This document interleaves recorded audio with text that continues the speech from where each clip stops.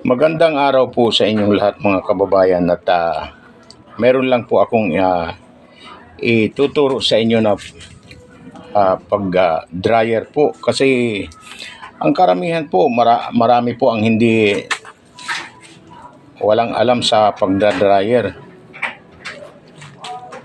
Ito po pagka nakasirado, lahat po yan nakaswitch. Ito nakaswitch. Ito bukas po yan. Ibig sabihin hindi nakaswitch. Ngayon, magkakarga po tayo ng ating ida-dryer. Kailangan po, ito po ay nakabuhaghag na ganon. Ito po ay jacket, malaki po ito at mabigat. Siguro may mga 2 kilo nito. Tapos ito, isang kumot. Yan. Isang kumot. Tama na muna yan. Kasi pagka oras na mabigatan yan, hindi na po iikot yan. Ngayon, kung nagmamadali kayo, huwag na muna kayo mag-dryer kasi una po, sisirain nyo po ang inyong dryer. Ganun po. Marami na po ang nag-vlog tungkol sa makina, sa pag-aayos, sa lahat-lahat na pag-aayos ng dryer. Ngayon, ito, marami ang hindi alam kung paano gamitin ang dryer. Kaya ito'y aking pinangangasan na maituro sa inyo ng maayos. Ayan, kakargahan nyo muna. Ituloy na natin, kakargahan nyo.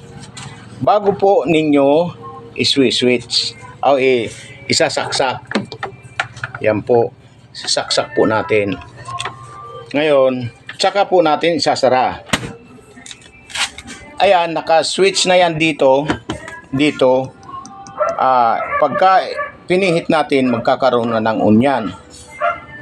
O ngayon, i-on na natin para umikot na po yung dryer. Yan po ang nangyayari pagka hindi balanse. Kung dadagdagan nyo pa yan, gigiwang ng husto ang dryer. Yan, ganyan po ang mangyayari. Gigiwang na ho ng husto. Hindi na makakaikot yan.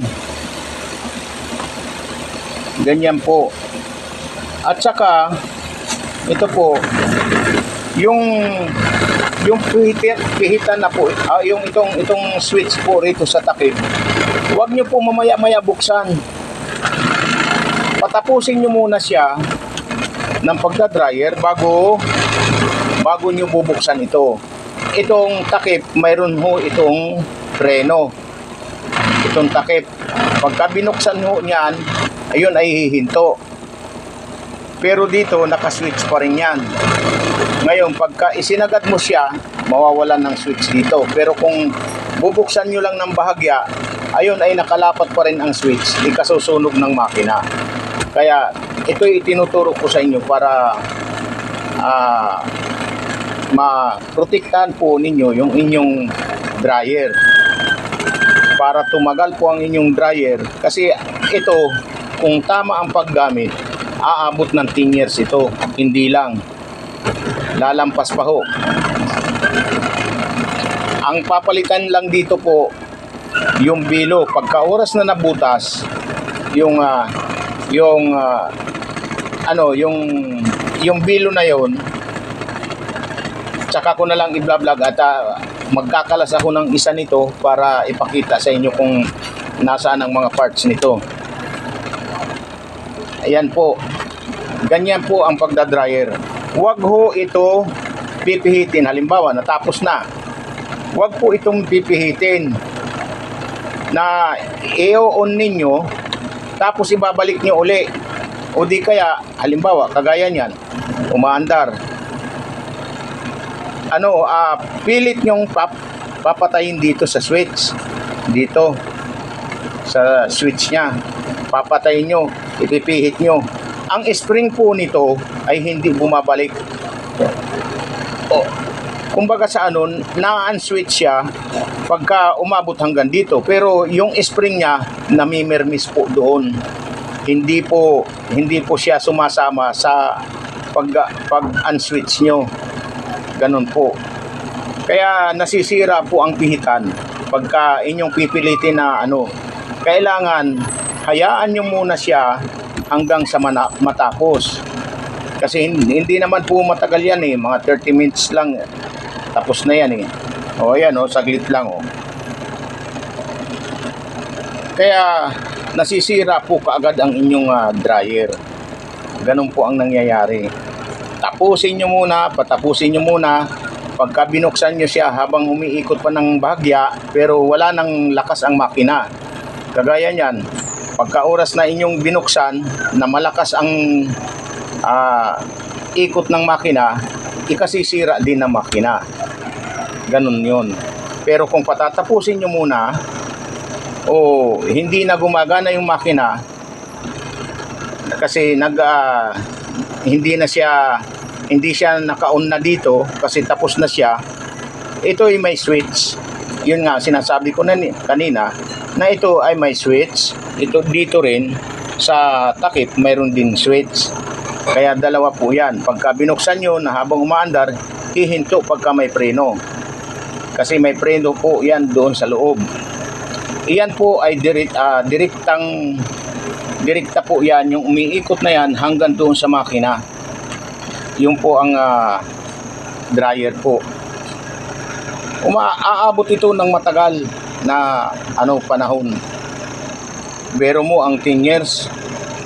Pagka tama ang inyong paggamit at saka hindi nyo kakargahan ng marami, ito'y aabot ng 10 years hanggang tataas pa.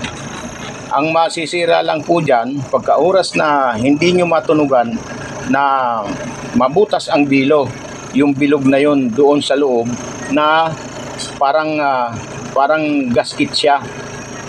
Parang gasket siya na ito ang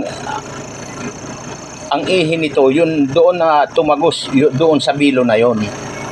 Direkta po yun doon. Pagka nabutas po yun, tatamaan ng makina, doon masisira ang makina nito.